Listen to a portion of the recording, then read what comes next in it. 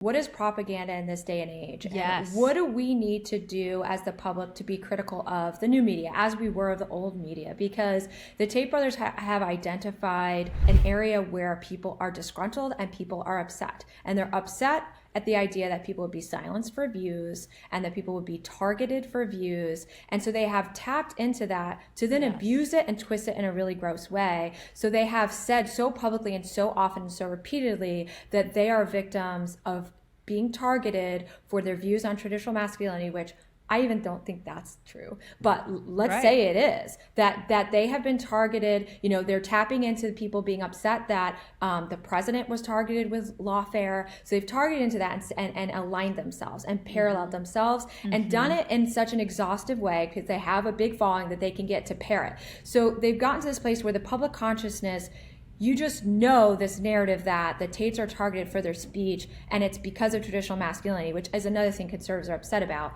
that there's been an over-suppression and over-attack of traditional masculine values. So they've tapped into that. I am a victim of censorship for traditional masculine values, and conservatives and really just a lot of general people are so triggered by that and emotionally invested in that as a movement that they don't realize that people can be so Machiavellian in the sense that they will literally lie about something you believe in to get your support. Most people don't do that, and you don't tend to believe anyone would do that. So they're not looking out for that. But the truth is he has completely co-opted that narrative to suit his purposes, and to such a degree that now he can say anything. He can really spit in your eye and you will ignore it because you believe that if you criticize it, that's playing in to the attack and the suppression of his speech and the attack of masculine values. And so he's insulated himself to an incredible degree in that regard.